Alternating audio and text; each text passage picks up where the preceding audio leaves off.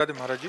महाराज जी, आप कह रहे हैं कि आपने एक प्रतिष्ठित परिवार में जन्म लिया, वो मैं अपने पूर्व का ही भाग्य मानता हूँ। फिर कह रहे हैं कि इनकी बच्ची वो भी मेधावी थी, बट उनका एक छोटा बच्चा है, वो 2 साल का दिव्यांग हुआ महाराज जी। तो कह रहे हैं कि वो उसकी मैं समझता हूँ कि वो संत की एक आत्मा अपना काम पूरा करने आया है। महाराज जी, सवाल ये है कि उसके पूर्व जन्म का फल है या मेरे पूर्व जन्म का फल है, कि कष्ट तो मन को होता ही है महाराज? पूरा संयोग होता है, माता पिता भाई बहन परिवार, पूरा कर्मों का जाल बिछा हुआ होता है। प्रधान कर्म उस जीव का होता है और सहयोगी कर्म उसके होते हैं। तो अब जैसे आपका पुत्र है, इस बात के लिए आपको दुख है कि अगर ये स्वस्थ होता, सर्वांग पुष्ट होता, भगवान ऐसा क्यों किया। माँ को भी दुख है, भाई को भी दुख है, बहन को भी दुख है, परिवार को भी दुख है और देखने वाले को भी दुख है। अरे भगवान, इसको ऐसा कष्ट है। तो इन जाल बिछा हुआ है कर्मों का। अगर वही सुकृत का जाल होता तो देख देख के सुख मिलता, माँ को, पिता को, भाई को, परिवार को, समाज को।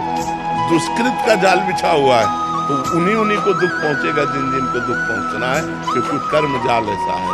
इसलिए बहुत सावधानी पूर्वक कर्म करो अब, जिससे उसका भी कल्याण हो जाए और आपका भी कल्याण हो जाए। भगवान का नाम जप करते हुए, शास्त्र स्वाध्याय करते हुए, पवित्र आचरण करते हुए, पुण्य स्तोत्रों का पाठ करते हुए उसको भी सुकृत दान कीजिए उस बालक को। तो उसके अंदर जो दुष्कृत प्रभाव से अंग प्रत्यंग बिगड़े हुए हैं तो अपना वो कल्याण कर लेगा। नाम जप में अगर हमारी ऐसी सामर्थ्य है कि हम उसको दान करें तो उसको निश्चित कल्याण की प्राप्ति होगी। महाराज जी, शारीरिक कोई दोष नहीं है, तो ऑटिज्म जो आजकल बहुत बच्चों को हो रहा है, जो स्वलीनता वाला विषय है। महाराज जी, अपने आप में मस्त नहीं, बौद्धिक स्तरहीन होना उसे हम कहेंगे।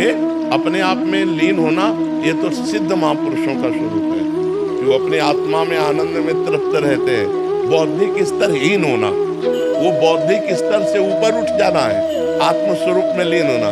लेकिन वो अपने आप में लीन नहीं है, बौद्धिक स्तरहीन होना। आप समझिएगा, बौद्धिक स्तर उसका बहुत गिर चुका है, जिससे वो प्रकाशित नहीं हो पा रहा है। तो मनुष्य शरीर में रहते हुए भी जो विवेक और जो विद्वता, जो हमारे अंदर प्रवीणता, वो नहीं है। हाँ, तो उसको अबोध बच्चा ही कहेंगे, चाहे पूरा जीवन जितना भी जी ले उसे अबोध ही कहेंगे। तो उसके लिए हमें करना चाहिए, नाम जप करके उसको दान करना चाहिए, उसको देना चाहिए, तो उसका मंगल हो जाएगा। अब वो कर्मों के अनुसार से है, कर्मों का ऐसा प्रधान होता है। जरा सा सिस्टम बिगड़ जाए तो अभी सब पागल हो गया आदमी। जरा सिस्टम बिगड़ गया तो अपनी सीमा में बुद्धि केवल उतनी सोच सकती जितनी सोचना है। किसी की बस इतनी बुद्धि है कि वो खा सकता है, पी सकता है, सोच हो सकता है, वो अपनी दिनचर्या कर सकता है, लेकिन आगे विवेक नहीं है। किसी की इतनी भी बुद्धि नहीं कि अपनी दिनचर्या कर सके। तो ये सब कर्मों का जाल बिछा हुआ है। तो पूर्व जन्मों के कर्मों से आप ऐसे पवित्र कुल में प्रकट हुए, वो भी पवित्र कुल में प्रकट हुआ, लेकिन कर्म बिगड़े हुए थे, इसलिए बौद्धिक स्तर को सूक्ष्म कर दिया गया कि वो विकास को प्राप्त नहीं हो पा रहा है। जी महाराज जी, क्या ऐसा होता है कि कोई संत जो है अच्छे शरीर में रहा, लेकिन उसकी यात्रा पूरी नहीं हुई, तो वो फिर और अच्छे शरीर में आएगा, वो गिरे हुए शरीर में नहीं आएगा। भगवान ने कहा, मेरा भजन करने वाले का जब भ्रष्ट हो जाता है, जैसे मानो जिस विषय से भ्रष्ट हुआ, योग में चला हुआ पुरुष 2 ही विषयों से भ्रष्ट होता है, कंचन कामिनी।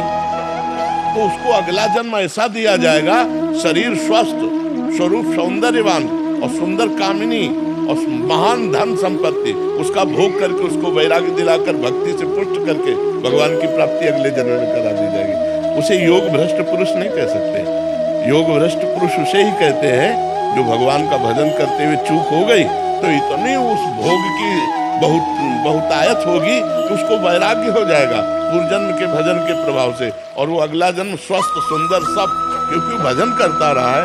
और फिर वो महान भगवान का चिंतन करते हुए जन्म से ही विज्ञानवान, जन्म से ही ज्ञानवान, जन्म से ही ब्रह्मचर्य, धैर्य, विद्वता, ये सब उसके अंदर सद्गुण होंगे, क्योंकि योग भ्रष्ट पुरुष है वो। ऐसे अबोध स्थिति, ये पूर्व के पाप कर्म का परिणाम होता है, ये पुण्य कर्म का या भजन का परिणाम।